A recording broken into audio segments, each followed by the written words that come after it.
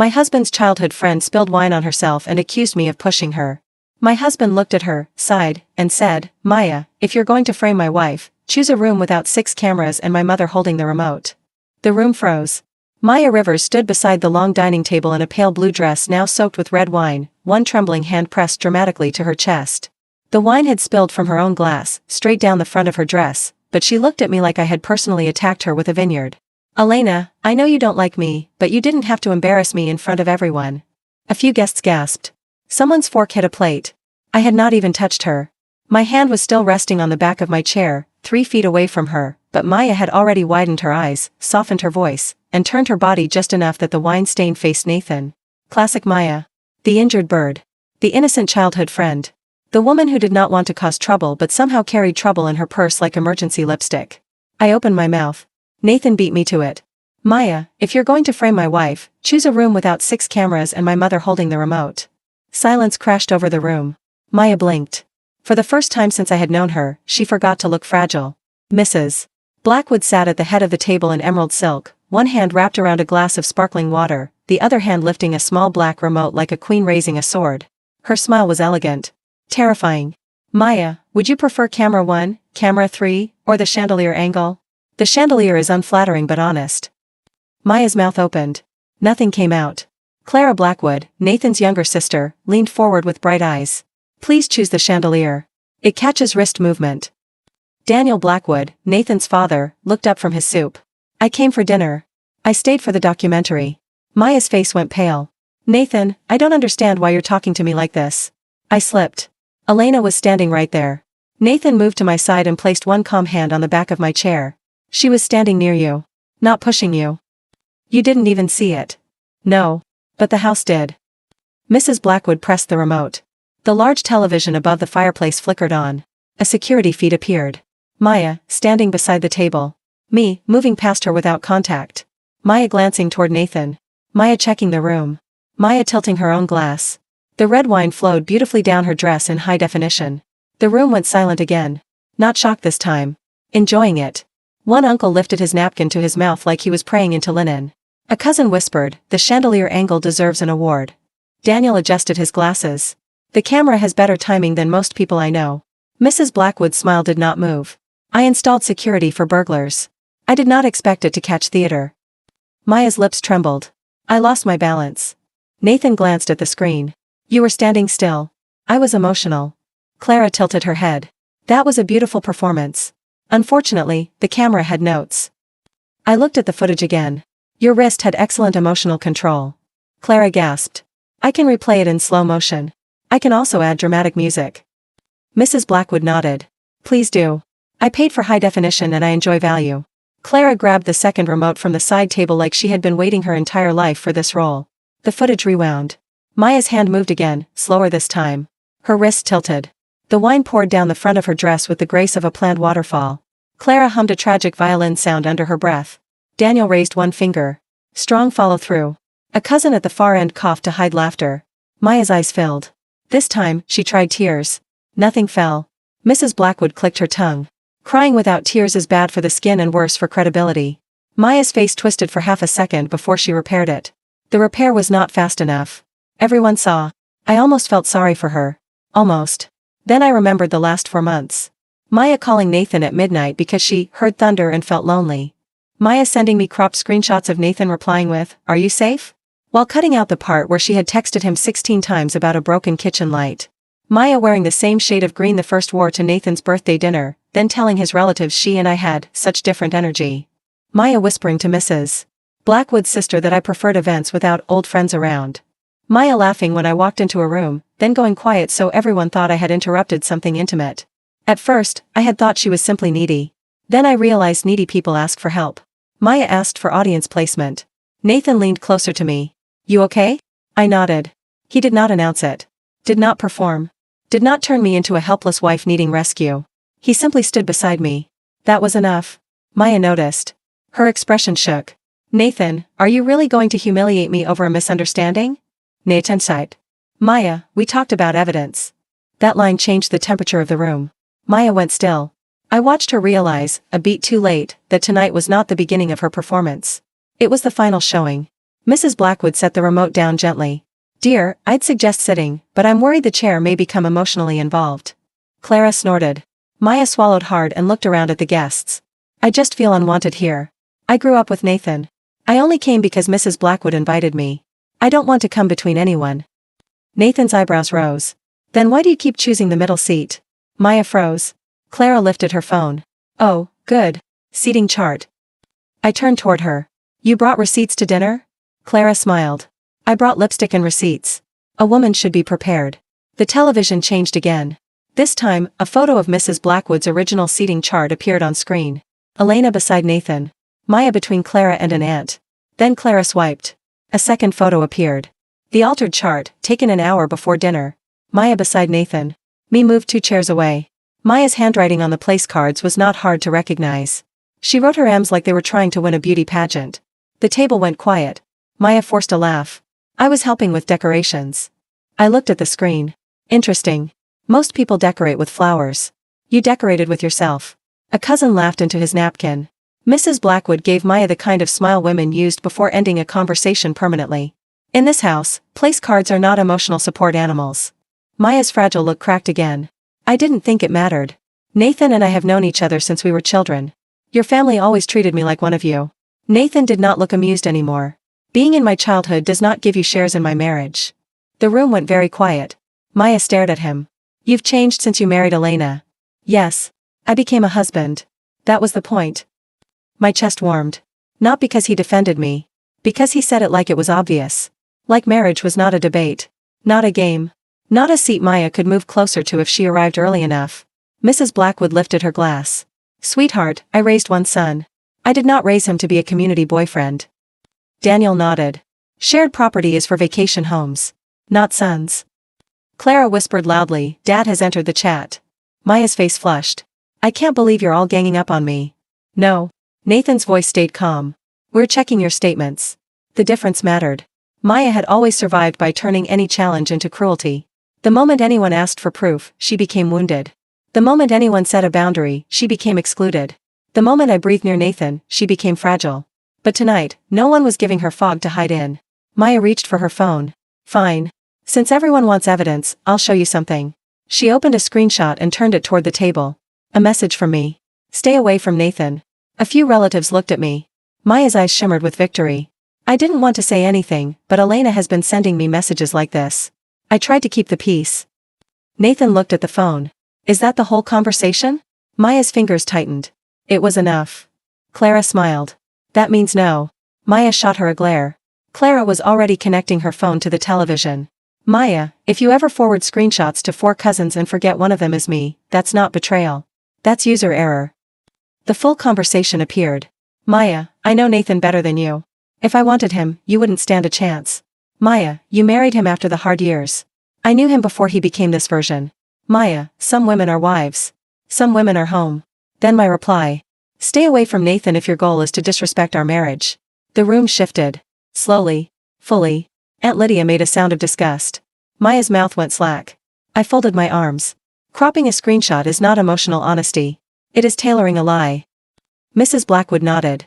Bad tailoring. The seams are showing. Clara tapped the screen.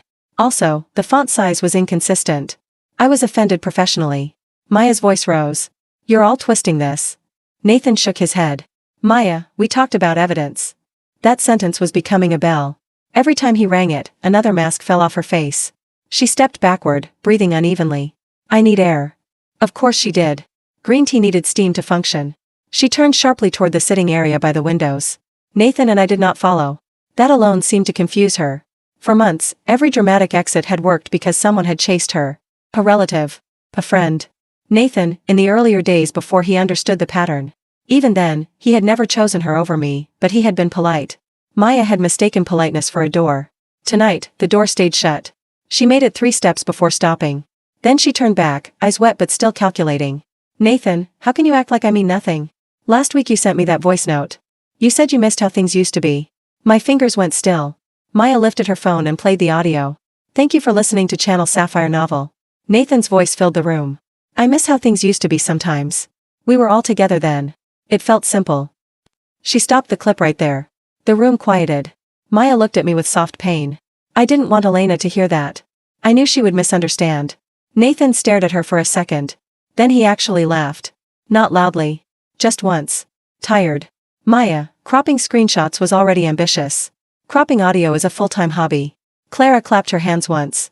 Oh, I have that one. The television changed again. A video appeared. Nathan stood with 6 old family friends at a charity reunion, holding a microphone for a group message to Mrs. Blackwood's Childhood Foundation. Nathan's full sentence played. I miss how things used to be sometimes. We were all together then. It felt simple.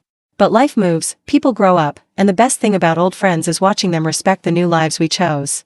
The camera in the video panned. Maya was standing 3 people away, smiling.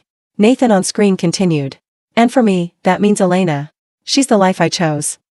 Clara paused the video on Maya's smiling face. Awkward freeze frame, but useful. Aunt Lydia leaned back. So it was a group video. Nathan nodded. Recorded in front of 12 people. Daniel looked at Maya. If every woman who heard that speech was Nathan's soulmate, my son would need a stadium and a lawyer. Maya's eyes flashed. I didn't edit it to hurt anyone. I looked at the screen. No, you edited it to invite me into a lie and make me decorate it myself. Nathan's hand brushed mine. Maya's breath caught. She stepped backward again. Then she swayed. Not backward. Not sideways. Toward Nathan. From 6 feet away. The commitment was impressive. Her hand reached out, fingers trembling, eyes fixed on him like gravity had selected a target. Nathan calmly stepped sideways. Daniel lunged, not toward Maya, but toward the dessert tray on the sideboard. Maya landed dramatically on the sofa. Daniel saved the tiramisu. For a moment, no one spoke. Then Daniel looked down at the tray. Priorities. I pressed my lips together. Nathan stared at Maya. You fell toward me from 6 feet away. That was not an accident. That was a commute. Maya clutched her ankle. I twisted it. I leaned over slightly. Do you need ice, a doctor, or an audience? Her eyes flashed. I didn't mean to cause trouble. Mrs. Blackwood sighed. You say that so often I'm considering printing it on the napkins. Clara clicked something on her phone. Another camera angle appeared. Maya looking at Nathan's position. Maya checking where I stood. Maya preparing the fall. Then Nathan stepping aside. Then Maya landing on the sofa with the grace of a woman who had practiced fainting but not physics. Clara clapped once. She has more fake emergencies than my phone battery. Maya sat up, humiliated. This is insane. You all planned this. Nathan looked at her. No. You planned it. We recorded it. Mrs. Blackwood stood then. She did not raise her voice. That was worse. Maya, I have known you since you were 10. You were always dramatic, but dramatic children sometimes become decent adults. I waited. I hoped. Then you started aiming the drama at my daughter-in-law. Maya's face crumpled. Mrs. Blackwood, I love this family. Yes. That is why we gave you so many chances to behave like someone who deserved to be near it. Clara walked to the television with her laptop. Speaking of chances, should we do the green tea test now? Nathan closed his eyes. Clara. What? Mom named it first. Mrs. Blackwood did not deny it. I stared at my mother-in-law. You named it? Only in my head. Clara opened a slideshow. The title appeared in large green letters. Maya's Greatest Hits. Daniel leaned back. Documentary has chapters. Maya shot to her feet. You made a slideshow about me? Mrs. Blackwood looked almost offended.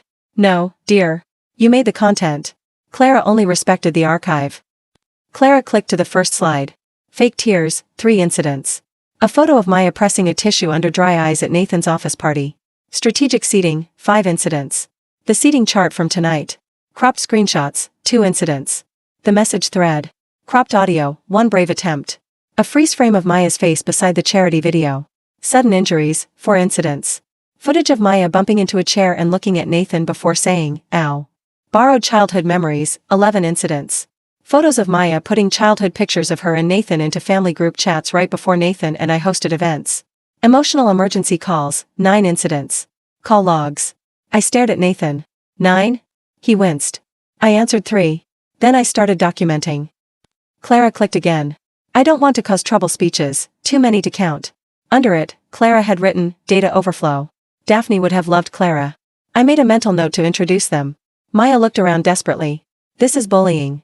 No. Nathan's voice stayed steady. Bullying would be making Elena defend herself against every little trap in private. This is review. Mrs. Blackwood picked up the remote again. Green tea is lovely in a cup. Less pleasant when it tries to marry my son. The room exploded. Maya's face twisted. For the first time, she stopped pretending to be weak. She looked directly at me. You think you won because Nathan defended you tonight? The room quieted. There it was. The real voice. The one under the sugar. I had him first. I know his childhood, his fears, his favorite food, his old dreams. You only know the man he became after me. It should not have hurt. It did. Not because I thought Nathan loved her. I didn't. But because women like Maya knew where to press. She had spent months reminding me of years I had not lived, inside jokes I did not know, childhood stories where I could never appear. For a breath, the room faded. Then Nathan's hand found mine. He did not squeeze hard. Just enough. You knew the boy who thought dinosaurs were a career plan. Elena knows the man who pays taxes, folds laundry, and chose his wife in front of you 5 times tonight. Daniel lifted his fork. Dinosaurs were a better plan. Laughter broke the tension. Nathan did not smile. Maya, you keep using childhood like a receipt. It expired years ago. My throat tightened. The sting disappeared. Maya had memories. I had the man who chose what to do with them. Clara's phone buzzed. She looked down, then looked up slowly. Oh. We're doing relatives now. Maya froze. Nathan's eyes narrowed. What did you do? Clara tapped the laptop again. Screenshots appeared. Messages Maya had sent to relatives for months. Elena doesn't like me. I try not to show how much it hurts. I think Nathan is trapped, but I don't want to say anything. I miss the old Nathan before Elena changed him. I hope Mrs. Blackwood still sees me as family. I'm scared Elena will make Nathan cut me off. I know I shouldn't care, but sometimes I feel like I lost my home. Maya's lower lip trembled. I was expressing feelings. Mrs. Blackwood's eyes turned cold. Feelings are what you write in a diary. Strategy is what you send to 12 relatives before dinner. Nathan stepped forward. You were not asking for support. You were building a jury. I looked at Maya. Unfortunately for you, the jury requested evidence. Aunt Lydia crossed her arms. Maya, you told me Elena refused to let you come to brunch. Maya swallowed. Aunt Lydia turned toward me. I am sorry. I nodded once. I appreciated it. I did not need to comfort her guilt. Maya clutched her stained dress. You're all acting like Elena is perfect. I laughed softly. No one said that. Nathan looked at me. Elena forgot my birthday breakfast last year. I was sick. You ordered lunch and wrote sorry on a pancake. Daniel nodded. That was marriage. Mrs. Blackwood looked at Maya. Elena does not need to be perfect. She only needs to not stage crimes against herself at dinner. Before Maya could answer, a young waiter appeared at the doorway with a tray of sauce bowls. He looked terrified. Mrs. Blackwood's gaze sharpened. Thomas. The waiter froze. Maya's shoulders tightened. I noticed. So did Nathan. So did apparently every Blackwood in the room, because the entire family turned toward the waiter like a synchronized court hearing. Mrs. Blackwood set down the remote. Is there something you need to tell us before you trip? Thomas's face went red. I'm sorry, ma'am. Maya snapped, don't. That was not a good look for someone claiming innocence. Thomas placed the tray on the sideboard with shaking hands. She said it was a harmless family prank. She asked me to bump into Mrs. Elena with the sauce later and then say I slipped because Mrs. Elena moved suddenly. Aunt Lydia gasped. Maya looked ready to vanish. Nathan's face went completely still. Maya. She shook her head. I didn't mean anything. It was supposed to be funny. I looked at the bowl of red sauce. Funny for whom? No answer. Mrs. Blackwood took one slow breath. In this house, we season food, not evidence. Thomas looked close to tears. I'm sorry. I didn't know it was serious. Mrs. Blackwood softened slightly. You may go. And next time someone asks you to commit emotional theater with tomato sauce, tell the kitchen. Thomas fled. Maya tried to follow him. Clara stopped her with one sentence. She's typing. Everyone turned. Maya had her phone angled low near her dress, thumbs moving fast. Clara lifted her own phone. Oh wow. She's live captioning her victimhood. Maya clutched her phone to her chest. You're watching my screen now? You sent it to the family group chat. Maya looked down. Her face collapsed. On the television, because Clara apparently knew how to ruin someone in 3 taps, the family group chat opened.